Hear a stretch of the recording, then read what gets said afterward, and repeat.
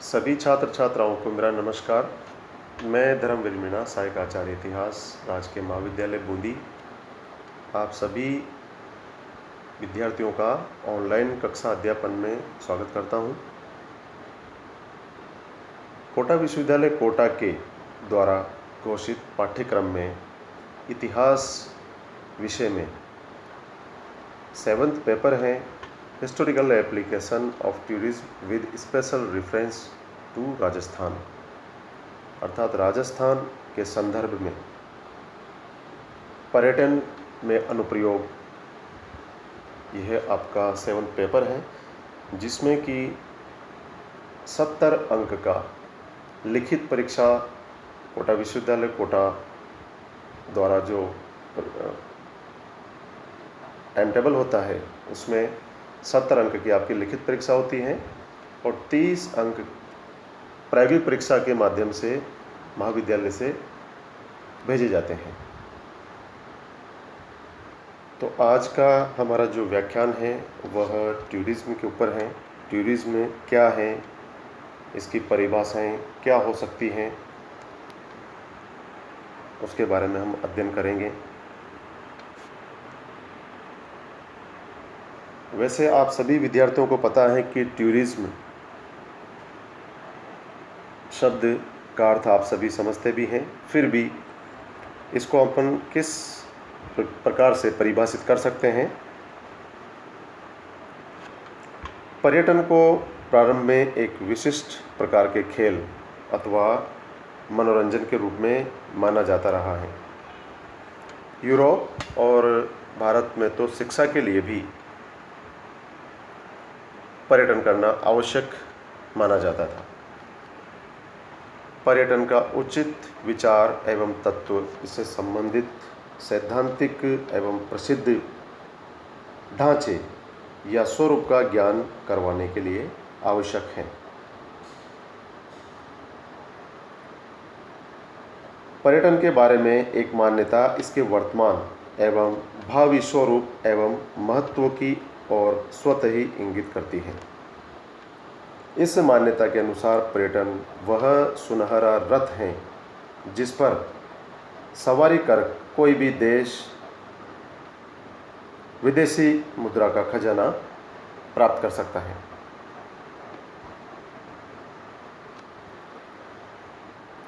अपरिचित स्थानों, सभ्यता एवं समृद्धन को जानने, समझने एवं परखने की जिज्ञासा मनुष्य की स्वभावगत प्रवृत्ति है। इस प्रवृत्ति का ही परिणाम है पर्यटन। तीर्थ यात्रा, खोजी प्रकृति, शिक्षा एवं ज्ञान प्राप्ति के लिए मनुष्य की भूख ने ही पर्यटन की सोच को विस्तार दिया है। कालांतर में मनोरंजन, व्यवसाय, उद्योग के साथ ही साहसिक गतिविधि के रूप में इसे अपनाया जाने लगा।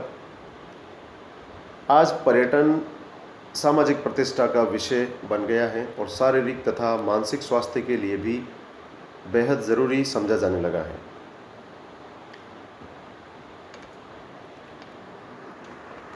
टूरिज्म अर्थात पर्यटन। पर्यटन शब्द के बारे में हम चर्चा करें तो पाएंगे कि अंग्रेजी शब्द टूरिज्म अर्थात पर्यटन का संबंध ट्यूर से है। ट्यूर शब्द लैटिन भाषा से लिया गया है। इसे यात्रा के लिए प्रयोग करने के पीछे भी महत्वपूर्ण कारण छिपा हुआ है। टोरनोस, TORNOS, इसका अर्थ एक प्रकार के औजार से है जो एक पहिए की भांति गोलाकार होता है। यह एक गोलाकार पिन है। इसी टोरनोस शब्द से यात्रा चक्र या पैकेज टूर या यूं कहें कि एक मुश्त यात्रा का विचार सृजित हुआ है, जो कि आधुनिक पर्यटन का मुख्य आधार है। शब्द अनुसंधानों से पता चलता है कि करीब 1643 ईस्वी में इस शब्द का प्रयोग विभिन्न स्थानों की यात्रा, मनोरंजन, भ्रमण आदि के लिए किया गया था।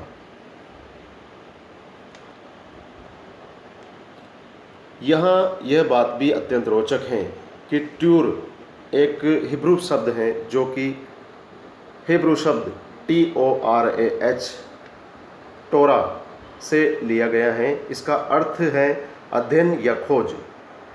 टोरा अर्थात TORAH जो शब्द हैं वह यहूदियों के विधान से संबंधित हैं। यहूदी विधान यहूदियों के रहन सहन की परिभाषा वर्णित करता है। इस कड़ी में ट्यूर का अर्थ है कि यात्री किसी विशेष स्थान पर जाकर खोज करता है। ठीक इसी प्रकार एक पर्यटक की जिज्ञासा होती है कि वह उस स्थान के बारे में पूर्ण ज्ञान प्राप्त करे जिसके बारे में उसने सुना है।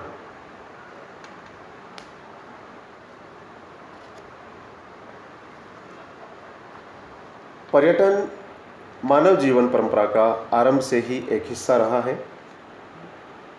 गुरुदेव रविंद्रनाथ ठाकुर ने एक स्थान पर घर और पथ इन दो शब्दों की चर्चा करते हुए कहा है कि घर का मतलब है पयेची, अर्थात जो लोग घर में रहना चाहते हैं। उनका मनोभाव ऐसा होता है मानो मुझे सब कुछ मिल गया हो, मैंने सब कुछ पा लिया हो, इस प्रकार की उनकी सोच होती है। जबकि पथ का मतलब है पाइनी, अर्थात नहीं पाया, अर्थात जो लोग राह पर निकल पड़ते हैं उनका मनोभाव ऐसा होता है मानो बहुत कुछ ऐसा है जो अभी नहीं हमने पाया है। विश्वकवि रविन्द्रनाथ कहते हैं कि न तो अकेले घर से काम चलता है और न अकेले पथ से काम चल सकता है। उनके कहने को आज के पर्यटन के रूप में देखें। पर्यटन ही वह मार्ग है जिससे व्यक्ति की चेतना उन्मुक्त होती है। मनुष्य के अनुभवों का दायरा विस्तृत और विस्तृत पर्यटन से ही तो होता है। चरे व्यती अर्थात चलते रहो, यही सब जीवन का लक्ष्य होगा तो जीवन आसान और सहज हो जाएगा। पर्यटन ने चलते रहने के नए मार्गों के द्वार जैसे खोल दिए हैं। पर्यटन के इतिहास की हम बात करें तो नए स्थानों के प्रति मनुष्य की जिज्ञासा, आनंद की खोज, तीर्थाटन, व्यापार विनिमय आदि कारणों से पर्यटन की सोच का विस्तार हुआ और यात्राओं ने व्यवस्थित रूप लेना आरंभ किया।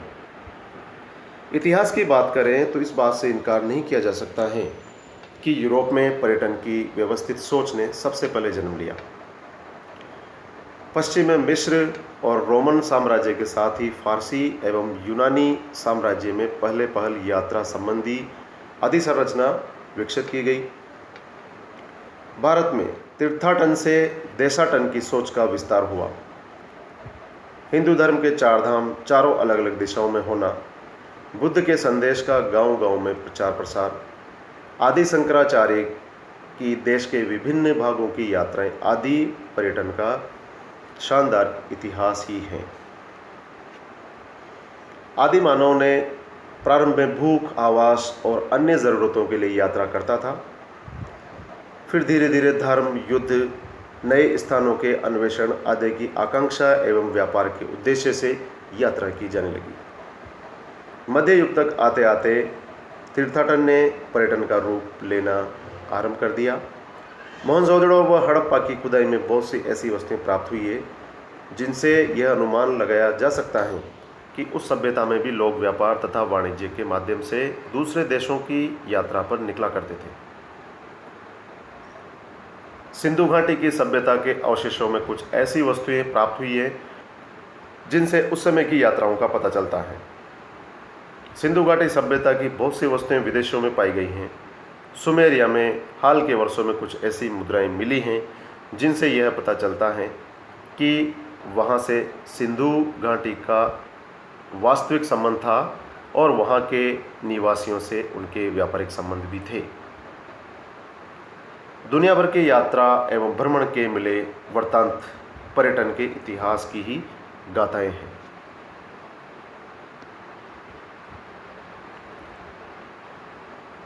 तो इस प्रकार से पर्यटन का पुराना इतिहास रहा है।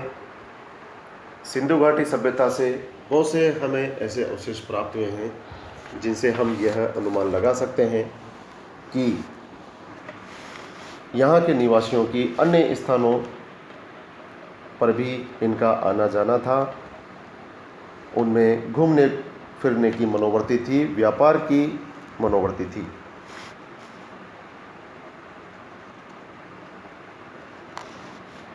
पर्यटन का वर्तमान में जब हम बात करें तो यह एक जन उद्योग बन गया है। इसे इसी संदर्भ में देखे जाने की ज़रूरत है। आज बगैर चिमनी और धुएं के इस पर्यटन उद्योग से न केवल बड़ी मात्रा में देश को विदेशी मुद्रा का अर्जन होता है, बल्कि बहुत से लोगों को रोजगार भी प्राप्त होता है। पर्यटन कार्य दरअसल सैर सपाटे तक ही सीमित नहीं है। यह महत्वपूर्ण आर्थिक गतिविधि संस्कृति से जुड़ी ऐसी क्रिया है जिससे स्वस्थ मनोरंजन व पारस्परिक एकता तथा सद्भाव को बढ़ावा मिलता है। पर्यटन से न केवल मनुष्य की जानकारियों का दायरा विस्तृत होता है, बल्कि अब यह सर्वांगीण विकास का विषय भी बन चुका है।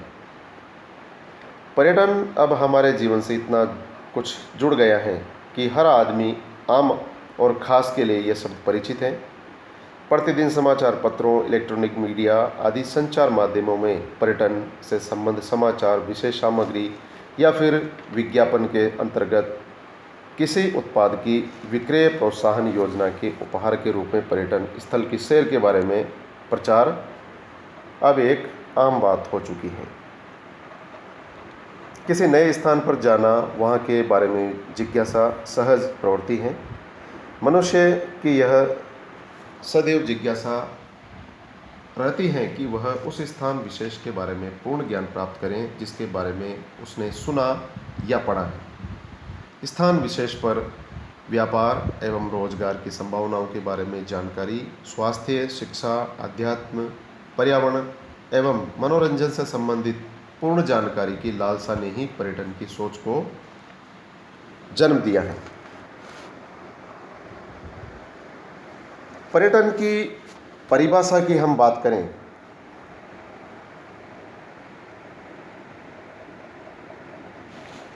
प्री माउंट के अनुसार पर्यटन का अर्थ समस्त मानवीय क्रियाओं के क्षेत्र तथा समस्त प्राकृतिक पहलुओं में अनभिज्ञता की जिज्ञासा या खोज करना है। पर्यटन की इस परिभाषा का स्पष्ट अर्थ है कि पर्यटन मनुष्य के भीतर की जिज्ञासा को शांत करने की एक प्रक्रिया है। डॉक्टर जेबी डिडन के अनुसार पर्यटन एक सामाजिक आंदोलन है जिससे आराम, विनोद, क्रीड़ा एवं सांस्कृतिक आवश्यकताओं की पूर्ति होती है। पर्यटन को सामाजिक आंदोलन बनाने के साथ ही इस परिभाषा में पर्यटन को व्यक्ति के विश्राम से जोड़ते हुए उसके ज्ञान संबंधी आवश्यकता की पूर्ति का माध्यम बताया गया है। इसका अर्थ स्पष्ट है कि पर्यटन समाज की ऐसी क्रिया है जिससे सभी स्तरों पर व्यक्ति को लाभ प्राप्त होता है। सुप्रसिद्ध लेखक विलियम हैज़लिट के शब्दों में कहें तो पर्यटन सबसे बड़ा शिक्षक है। अर्थात विलियम हैज़लिट ने पर्यटन को, टूरिज्म को सबसे बड़ा गुरु बताया गया है, शिक्षक बताया है। पर्यटन के सामाजिक आंदोलन का यहाँ विस्तार है। थोड़े शब्दों में पर्यटन के लिए यह महत्वपूर्ण टिप्पणी की गई है कि पर्यटन शिक्षा प्रदान करने का महत्वपूर्ण स्रोत है। पर्यटन अनुसंधान से जुड़े एरिक लॉस के अनुसार पर्यटन लोगों में सूझबूझ और सांस्कृतिक विनिमय की प्रभावशाली यांत्रिकी का सेतु निर्माता है। एरिक लॉस का कहना सर्वथा उचित है कि पर्यटन परस्पर सूझबूझ और सांस्कृतिक आदान प्रदान की महत्वपूर्ण क्रिया है।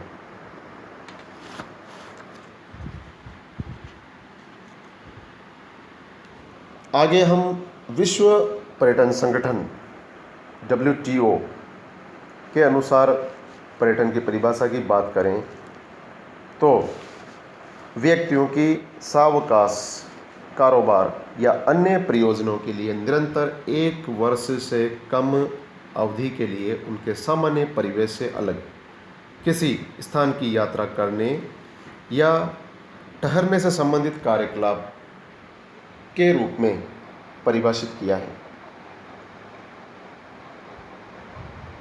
इसमें अंतर्राष्ट्रीय एवं घरेलू पर्यटन दोनों सम्मिलित हैं। इसके अलावा विश्व यात्रा एवं पर्यटन परिषद WTTC के अनुसार यात्रा एवं पर्यटन यात्रियों के उपयोग के लिए उत्पादन एवं सेवाओं को प्रस्तुत करता है। इन परिभाषाओं को पढ़ने के बाद में यह स्पष्ट कहा जा सकता है कि पर्यटन देश विदेश की भौगोलिक, सांस्कृतिक, सामाजिक जानकारी प्रदान करने की ऐसी क्रिया है जिससे भिन्न भिन्न लोगों से मेल मिलाप ही नहीं होता, बल्कि व्यक्ति प्रत्यक्ष एवं अप्रत्यक्ष ऐसा ज्ञान भी अनायास ही प्राप्त करता है जो अन्य किसी स्रोत से नहीं मिल सकता। सड़क एवं रेल यातायात के प्रादुर्भाव के साथ 16वीं शताब्दी में पर्यटन विकास को काफ़ी गति मिली। द्वितीय विश्व युद्ध के बाद सड़क, हवाई यातायात तथा संचार साधनों के विकास के फलस्वरूप पर्यटन अत्यधिक समृद्ध हुआ। पर्यटन किसी भी राष्ट्र के लिए न केवल महत्वपूर्ण आर्थिक क्रिया है, बल्कि विश्व के विभिन्न राष्ट्रों में सांस्कृतिक परिवर्तन लाने का विशिष्ट माध्यम भी है। आगे हम बात करते हैं पर्यटन के उद्देश्यों की। पर्यटन की विभिन्न परिभाषाओं के आधार पर यह कहा जा सकता है कि पर्यटन केवल घूमने फिरने की क्रिया तक ही सीमित नहीं है, बल्कि उद्देश्य, प्रयोजन और विषय क्षेत्र के अंतर्गत पर्यटन की सीमाएं अनंत हैं। संचार साधनों के विकास और परिवहन सुविधाओं के विस्तार के साथ ही पर्यटन की सोच अब कुछ लोगों तक ही रहने की बजाय हर आम और ख़ास व्यक्ति तक पहुंच चुकी है। निरंतर बढ़ते कार्य के बोझ, तनाव आदि से भी पर्यटन की चाह का विश्वव्यापीकरण हुआ है। बहुत से सरकारी एवं राजकीय उपक्रम पर्यटन अवकाश भी अब देने लगे हैं, तो बड़े बड़े संस्थान एवं कंपनियों द्वारा अपने कर्मचारियों के लिए आकर्षक पर्यटन पैकेज भी लक्ष्य वृद्धि एवं प्रोत्साहन के लिए उपलब्ध कराने लगे हैं अपने व्यापार व्यवसाय की अभिवृद्धि करने के लिए। तो पर्यटन एक आकर्षण का केंद्र बन चुका है हमारे दैनिक जीवन की गतिविधियों में।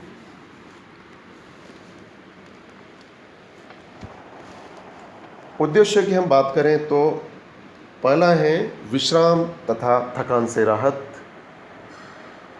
दैनिक जीवन के कार्यों से ऊब जाने से कुछ समय के लिए मुक्ति पाने की चाह, मेल जोल एवं पारस्परिक संबंधों का निर्वहन, ज्ञानवर्धक एवं अनदेखे को देखने का मोह, जो हमने अभी तक नहीं देखा है उसको देखने की इच्छा हर व्यक्ति की होती है।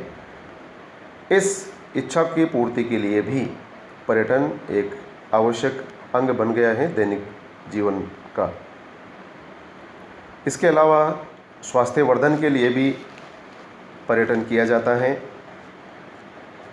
विशेष रुचियां जैसे कि साहसिक खेल, पर्वतारोहण, रिवर राफ्टिंग आदि क्रियाओं के माध्यम से भी, इन रुचियों के माध्यम से भी पर्यटन किया जाता है।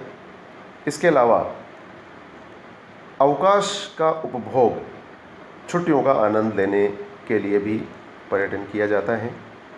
बदलते जीवन मूल्यों के अंतर्गत पर्यटन अब जीवन शैली बनता जा रहा है।